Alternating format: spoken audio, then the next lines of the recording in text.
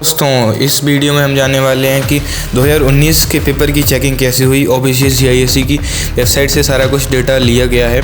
तो ये मत समझना कि किसी ने खुद से बनाया ये डेटा, सारा का सारा डेटा वेबसाइट से लिया गया और एकदम ऑफिशियल है। ठीक है, तो चलो शुरू करते हैं। इंग्लिश लैंग्वेज का ये है सारा कुछ। पेपर एनालिसिस 2019 का है क्योंकि 2019 के पैटर्न के अकॉर्डिंग आपका इस बार आएगा। और भी देखेंगे हम और भी सालों के एनालिसिस। तो देखो मीन मार्क्स, एवरेज तो आप जानते होंगे, एवरेज मार्क्स 76.1 रहे। ठीक है, लोएस्ट मार्क्स 6 और हाईएस्ट मार्क्स 99 रहे। तो हम समझ सकते हैं कि हमें काफ़ी मेहनत की ज़रूरत है इसमें। अब देखो ये सब सारा कुछ मैं आपको PDF दे दूंगा, जो भी आपको पढ़ना है ये सब पढ़ लेना कि बॉयज़ ने कितना स्कोर किया, किस स्टेट में कितने बच्चों ने कितना स्कोर किया। ठीक है, आओ पहले क्वेश्चन से देखते हैं। पहला क्वेश्चन आपको पता है ऐसे वाला आता है, कंपोजिशन। ठीक है, तो ये वाले कुछ क्वेश्चन आए थे जैसे आपके आते ही हैं। ठीक है, स्टोरी वगैरह, शॉर्ट स्टोरी वाला एक क्वेश्चन आया था, ये पिक्चर स्टडी वाला आया था। ठीक है, यही सब है, डिस्क्रिप्टिव है ना, ये सब ऐसे आए थे आपके पूरे। ओरिजिनल स्टोरी आया तो पहला, आर्ग्यूमेंटेटिव ऐसे आया तो दूसरा, तीसरा नरेटिव, चौथा डिस्क्रिप्टिव और ये स्टोरी पिक्चर कंपोजिशन। ये जैसे हमेशा आपके जो आते हैं ना वैसे ही उसी हिसाब से सारा कुछ आया था। तो देखो ये कमेंट है अकॉर्डिंग टू पेपर है, ये आप पढ़ सकते हैं। देखो है ना, पढ़ लेना एक बार सारा कुछ, ये क्वेश्चन एक बार देख लेना और फिर उसके अकॉर्डिंग ये सारे पढ़ लेना। मैं आपको इंपॉर्टेंट चीज़ें बताऊंगा क्योंकि ये PDF काफ़ी बड़ा है और काफ़ी सारी इन्फॉर्मेशन इसमें बहुत ही अच्छे से एनालिसिस दे रखा है।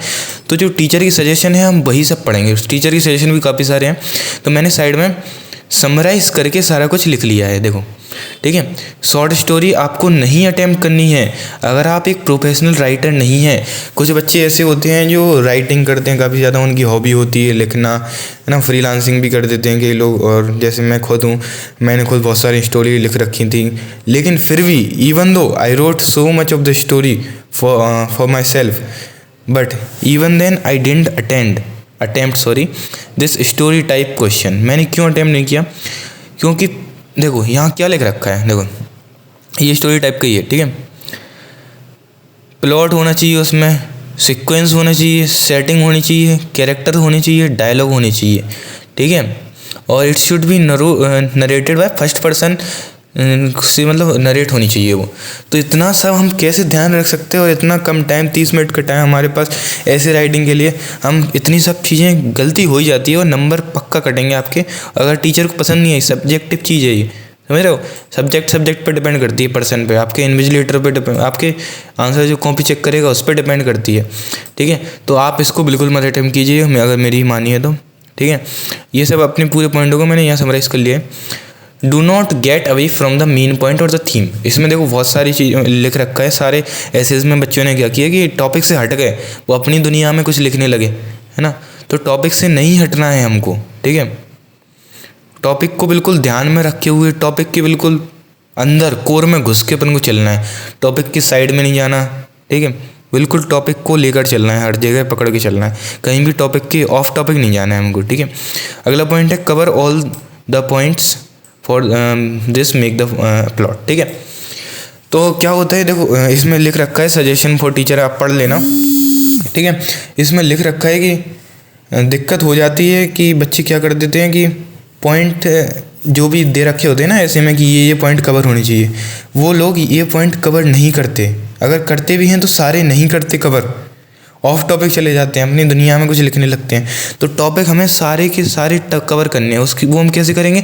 आप लास्ट पेज पर जाइए, आंसर स्क्रिप्ट के अपने एक पेपर लीजिए, मतलब आखिरी वाला जो आपका पेज होगा आंसर शीट का, उसमें लिख लीजिए ये पॉइंट हमसे पूछे हैं, तो मैं इन सब पॉइंटों को मुझे कवर करना है। और जैसे जैसे कवर होते रहें वो पॉइंट, तो उन पर टिक करते जाइए और अगले पॉइंट पर बढ़ते जाइए। तो आपको बेसिकली ये करना है। ठीक है, तो ये मत सोचिए कि आंसर शीट खराब हो रही पीछे की, ये वो कुछ मत सोचिए, आप प्लॉट बनाइए। बहुत सारे क्वेश्चन में आपको प्लॉट बनाने की ज़रूरत है। ठीक है, मैं बता दूंगा कौन कौन से क्वेश्चन में प्लॉट आपको बनाना जरूरी है। Use the creativity and maturity. आप 10th क्लास में आ गए, थोड़ी मैच्योरिटी दिखाओ क्वेश्चन सॉल्व करते टाइम, क्रिएटिविटी दिखाओ अपनी, जब भी आपको बहुत अच्छे नंबर मिलेंगे। कोई बड़ी बात नहीं है अच्छे नंबर लाना, और ग्रामेटिकल मिस्टेक बिल्कुल मत करना। उसके लिए हमारी सीरीज़ चली रही है, ग्रामेटिकल मिस्टेक से बचाने के लिए आपको इंग्लिश लैंग्वेज के पेपर में बहुत देखी जाती है। आप सोचेंगे कि पैसेज में नहीं देखी जाती, पैसेज में भी ग्रामेटिकल मिस्टेक आपकी फिगर आउट करी जाती हैं। मीनिंग मिस्टेक मत करना।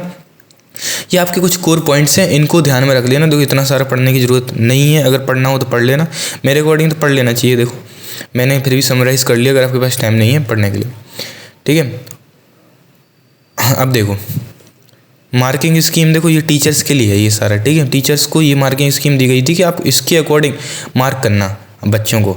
स्टोरी को ओरिजिनल होना चाहिए। अब ये नहीं है आपने स्टोरी दी, आपने मिलेनियम वगैरह की स्टोरी लिख दी और आप सोचेंगे हमें अच्छे नंबर मिल जाएंगे, ठीक है।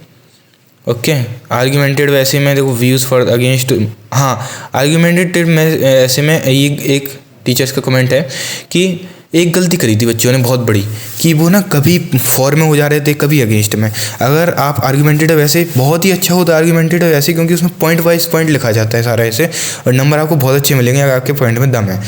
But you don't have to comment this mistake कि आप कभी फॉर में चले गए कभी अगेंस्ट में चले गए। आपने लिख दिया कि इसके एडवांटेज भी हैं, दोनों एडवांटेज भी हैं और डिसएडवांटेज भी है, और दोनों लिख गए। नहीं, आपको स्ट्रिक्टली यू आर अगेंस्ट और you are for the topic, ठीक है। तो आपको एक ही चीज़ के बारे में लिखनी है अपने पॉइंट ऑफ व्यू, ना कि दोनों के बारे में। नैरेटिव ऐसे में देखो ये सब आपके लिख रखे हैं, ये सब आप पढ़ लेना एक बार, ठीक है। इसमें देख भी रखा कि एक्सेप्ट अ वाइड इंटरप्रिटेशन, ठीक है। इंटरप्रिटेशन बहुत सारा वाइड काफ़ी आप एक्सेप्ट कर सकते हैं टीचर्स के लिए। ये सारा कुछ पढ़ लेना एक बार, आपको आइडिया हो जाएगी कॉपी आपकी कैसे चेक होती है। आपको बहुत सारी वीडियो बताते होंगे ऐसा वैसा, आपको किसी की बात नहीं सुननी है, ये पीडीएफ पढ़ो। मेरी भी नहीं सुनो अगर नहीं सुननी, लेकिन ये पीडीएफ पढ़ो, ये ऑफिशियल है, डाउनलोड कर लेना। मैं लिंक को दे दूँगा पीडीएफ का डिस्क्रिप्शन में। अभी क्वेश्चन 2 देख लो। क्वेश्चन 2 ये आपका लेटर वाला क्वेश्चन है, ठीक है। अब लेटर वाले क्वेश्चन में भी टीचर की सजेशन है, बच्चों की जब कॉपी टीचर चेक कर लेते हैं तब ये सजेशन देते हैं कि बच्चों ने ये गलती करी तो बच्चों को यहाँ काम करने की ज़रूरत है। तो मैंने यहाँ भी समराइज़ कर दिया इनको। फॉर्मेट को बहुत अच्छे से प्रैक्टिस करो, डोंट मिस एनी पॉइंट। बच्चे क्या करते हैं कि फॉर्मेट को तो यार अच्छे से रट लो यार, लेटर के इतने सारे पेपर तुम दे रहे हो, रट भी जाएगा, चलो फॉर्मेट हो गया। अब क्या करते हैं बच्चे कि मिस कर देते हैं, पॉइंट मिस कर देते हैं बहुत सारे, ठीक है। यहाँ टीचर ने बोला भी है फॉर्मेट देखो करेक्ट फॉर्मेट में लिखना सीखो, है ना। रेगुलर प्रैक्टिस करो। रेगुलर प्रैक्टिस हम करते नहीं हैं लेटर की, कर लेना यार, थोड़ी बहुत तो कर ही लेना पेपर से पहले। Practice variety of question practice करना आप, ठीक है। ये नहीं है कि कुछ ही टॉपिक आपके हैं कि प्रिंसिपल को लिख रहा है तो प्रिंसिपल को ही लिखते गए, है ना। तो ऐसा नहीं करना, आपको बहुत सारी वैरायटी के लोगों को लेटर लिखने की प्रैक्टिस करनी है, ठीक है। आपकी टोटल इंग्लिश में तो हो गई। डोंट चेंज द टोन, ठीक है। टोन का क्या सीन है, टोन क्या होती है। टोन ऐसी होती है कि आपका फॉर्मल लेटर है तो फॉर्मल टोन होगी, आपकी इनफॉर्मल है तो इनफॉर्मल टोन होगी। ऐसा नहीं कर सकते आपकी इनफॉर्मल टोन में आपने फॉर्मल लेटर लिख दिया, तो वो टोन का ध्यान रखना है। और एक टोन में आप चल रहे हैं तो उसी टोन में आपको चलना है, आपको टोन नहीं बदलनी है।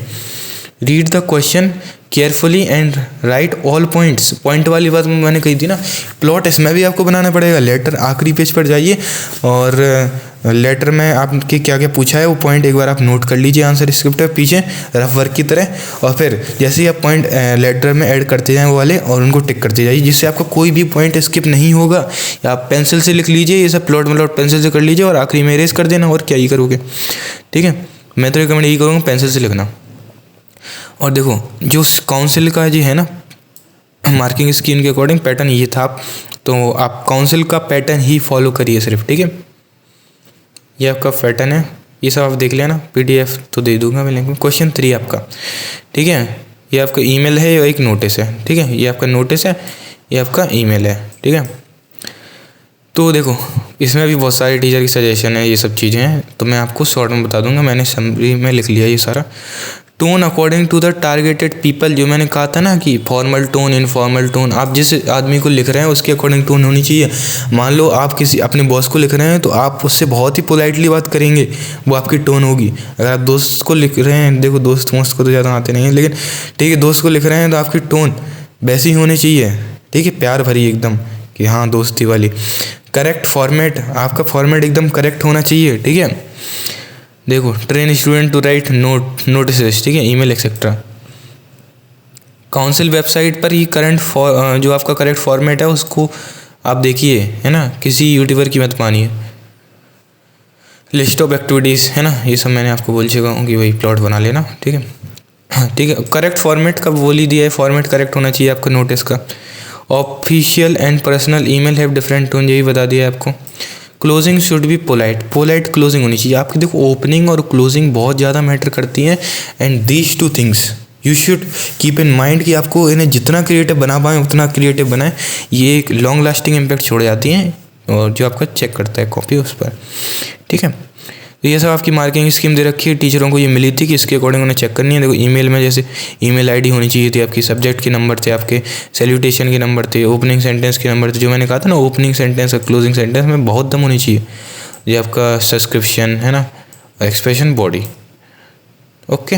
और ये नोटिस में आपका वेन्यू, इनवाइट करना, ये सब इनके नंबर थे, टाइम, डेट, ओके, ये सब। तो अब आपकी कंपोजिशन में रीडिंग कॉम्प्रिहेंशन, ठीक है, कॉम्प्रिहेंशन पे मैं कह रहा हूँ composition. So for this teacher ने देखो ये इतने सारे दिए, लेकिन मैंने एज यूजुअल आपको टाइम बचाने के लिए समरी टाइप में कुछ पॉइंट आपको दे दिए, ठीक है। वोकेबुलरी पर ध्यान दो, जो हिंदी में पॉइंट है, ठीक है, आपकी हेल्प के लिए। ये आपको पीडीएफ तो मिल ही जाएगा। वोकेबुलरी पर खासकर आप ध्यान लगाओ। देखो एक्चुअली मैं सही बताऊं तो आपके पास टाइम बचा नहीं है अब, तो मैं एक सीरीज़ बना दूंगा, 2 वीडियो बना दूंगा, उसमें आपको बहुत ही इंपॉर्टेंट जो वर्ड होंगे वो आपको बता दूंगा, तो आपको याद कर लेना। वो उसके साथ भी पीडीएफ दे दूंगा। नोट्स नहीं भी लेना हो आपको, नहीं बनाया करो, नहीं बनाना हो नहीं बनाया करो, क्योंकि आपको नोट्स तो मैं दे ही रहा हूँ साथ ही साथ। तो आप ज़्यादा से ज़्यादा समझ में फोकस कीजिए, लिखने पर नहीं। क्योंकि देखो अगर आप लिख भी रहे हैं ना तो आखिरी में पेपरों की मिसप्लेस हो जाती हैं वो चीज़ें, ठीक है। Do not right example in place of meaning. आपकी मीनिंग पूछी जा रही है, यहाँ आप एग्जाम्पल लिख रहे हैं तो वो मत करिएगा। प्रैक्टिस प्रिसाइज इन्फॉर्मेशन के अकॉर्डिंग आंसर लिखो, डिस्ट्रैक्ट मत हो टेक्स्ट से, ठीक है। जो आपकी इन्फॉर्मेशन दे रखी है प्रिसाइज आपके पैसेज में, आपको सिर्फ उसके अकॉर्डिंग लिखनी है, अपने अकॉर्डिंग कोई भी इन्फॉर्मेशन ऐड नहीं करनी है। अपना पॉइंट ऑफ व्यू जब तक नहीं पूछा है जब तक आप नहीं लिखेंगे, ओके। रीडिंग की थोड़ी सी प्रैक्टिस कर लेना है, नॉवेल्स आप पढ़ते हो तो वो पढ़ लेना, देखो, या फिर आप टोटल इंग्लिश से आप रीडिंग कॉम्प्रिहेंशन है जो आपका, उसकी प्रैक्टिस थोड़ी बहुत कर लेना यार, काफ़ी ज़्यादा नंबर का आता है। टेंस वगैरह पर ध्यान देना, मुझे सब मैं करवा दूंगा। और ग्रेड बनाओ, ये तो पक्की बात है, देखो यहाँ दे भी रखा है, encourage student to practise the use of the grade, ठीक है। ये आपकी देखो आंसर स्क्रिप्ट थी, मार्किंग स्क्रिप्ट थी कि इसके अकॉर्डिंग आपको नंबर मिलने चाहिए, है ना। ये आपकी देखो इस तरीके की आंसर स्क्रिप्ट मतलब आंसर शीट दे दी गई थी आंसर स्क्रिप्ट टीचर्स को कि अगर बच्चा ये इन्फॉर्मेशन लिख रहा है, ये मीनिंग के मतलब लिख रहा है तो आप नंबर दे दो वरना मत दो, ठीक है। तो आप सोचेंगे कि अरे मैंने तो ये लिख दिया, हो सकता मिल जाए, तो ऐसा नहीं होता है, कुछ ही मीनिंग्स के मतलब मिलते हैं। ये देखो मेन पॉइंट दे रखे हैं कि इनके अगर बच्चों ने ये लिखे हैं तो नंबर दे देना। अगर आपको नहीं आ रहा ना तो आप तो समरी ठोकाए करो, सच बताऊँ तो यार पकड़ ही जाते पॉइंट थोड़ा ना थोड़ा। देखो ये पॉइंट, ये समरी वाले पॉइंट थे, समरी में आपकी ये पॉइंट होना ज़रूरी है जब आपको पूरे नंबर मिलेंगे, ठीक है, ओके। अब आपका एक फंक्शनल ग्रामर का सीन है, देखो इसको मैंने कुछ नहीं लिखा, इसको मैंने सिर्फ रूल से लिखा है, क्योंकि यार इसकी मैं कमेंट आपको बता भी दूँ तो कोई फ़ायदा नहीं है, आप खुद से पढ़ लेना, कोई फ़ायदा नहीं होगा अगर आप ये मैं आपको बताऊं कि ये गलतियां करी बच्चों ने। क्योंकि मैं सीरीज़ ला रहा हूँ, प्रपोजिशन की सीरीज़ मैंने मतलब कंप्लीट हो ही गई। सेकंड जो पार्ट होगा प्रपोजिशन का, उससे पहले शायद ये पीपल एनालिसिस तो बाद में ही, एनालिसिस आपका बाद में आएगा, पहले आपका 2 पार्ट आ जाएगा प्रपोजिशन का, 1 तो अपलोड हो ही चुका है। तो उन दोनों को देखना आप, और ये वर्ब्स हम ला ही रहे हैं, ठीक है। अपकमिंग वीडियोस में आपकी काफ़ी कुछ ला रहे हैं, ऐसे भी ला रहे हैं, सारा कुछ ला रहे हैं, तो वो सब आप पढ़ लेना। देखो इस तरीके की आपकी मार्किंग स्कीम होती है, ओके। तो ये देख लो जरा, जर्नल कमेंट्स, ऐसे राइटिंग में many candidate found it difficult to express their thoughts, ठीक है। थॉट्स आप कब एक्सप्रेस कर पाएंगे, जब आप प्रैक्टिस करेंगे राइटिंग की, ठीक है, अब लिखने की प्रैक्टिस करेंगे आप, ठीक है। Later the idea concept new club not understood ही नहीं हुआ बहुत बच्चों को, इसलिए कह रहा हूँ ना वैरायटी ऑफ टॉपिक प्रैक्टिस करो। नोटिस एन ईमेल, है ना, the connection between the 2 lines, coherency होनी चाहिए, कनेक्शन होना चाहिए हर एक लाइन का एक दूसरे से। रॉन्ग फॉर्मेट यूज़ नहीं करना है ना, बहुत सारे लोगों ने कर दिया था। कॉम्प्रिहेंशन में question based on analysis understanding but not understood, है ना, ठीक है, यही सब।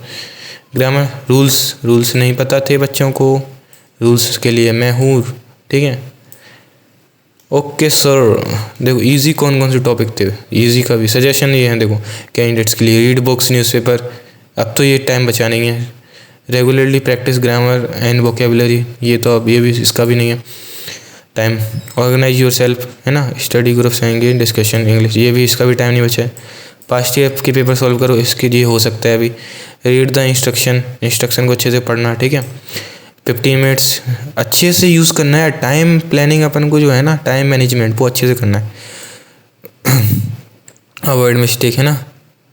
रेगुलर हैबिट, ये तो हो ही नहीं सकता है। वोकेबलरी वाला ये तो पॉसिबल ही नहीं है, लेकिन मैं सीरीज़ ला रहा हूँ, वो देख लेना तो काम बन जाएगा। क्रिटिकल एनालिटिक क्वेश्चन देखो आते हैं, जैसे देखो आपके क्या होते हैं क्रिटिकल क्वेश्चन, जैसे आपने देखा होगा लिटरेचर में पोएम वाले क्वेश्चन कुछ अलग ही टाइप के आते हैं कुछ, तो उसी वो क्रिटिकल टाइप होते हैं, ठीक है। कीवर्ड्स का टीन, है ना, की नोट, ये सब आपके प्लॉट बनाने पाएंगे। Language, correct spelling, punctuation, grammar, ठीक है, इन पर ध्यान देना। पंचुएशन पर देना, पंचुएशन का तुमको नॉलेज नहीं होता है। कंपोजिशन का टॉपिक अच्छे से सिलेक्ट करना, ठीक है। ये सब चीज़ें देख लेना यार, ठीक है। आपका ये लिटरेचर का वो किसी और दिन करवा दूंगा। तो ये आपका हुआ एनालिसिस 2019 एग्जामिनेशन को, जो CISE की ऑफिशियल वेबसाइट से निकाला है ये पूरा डेटा मैंने। तो कोई फ्रॉड मिसलीडिंग की तो बात ही नहीं है यहाँ पर। ये स्टेट्स था, मीन मार्क्स, ठीक है। टोटल बच्चों ने कैंडिडेट थे उस टाइम पे 1,96,209, है ना। गर्ल्स के मीन मार्क्स ज़्यादा थे वो इससे इस बार नाम रोशन करना बॉयज़, है ना। Significantly better than the boys, girls performed. ये सब सीन था आपका। फॉरेन कंट्री वालों ने देखो अच्छे मार्क्स लाए हैं, मीन मार्क्स। बाकी बेस्ट वालों ने भी अच्छे लाए हैं, नॉर्थ वाले नाक कटा के बैठे हैं यही सब है। एक बार आप PDF देख लेना और let's complete this video. Channel को सब्सक्राइब कर लेना। हमारी एक सीरीज़ है रिवीजन बुक्स वाली, रिवीजन बुक्स आप ख़रीद लेना ध्यान से, ठीक है। चलो बाय।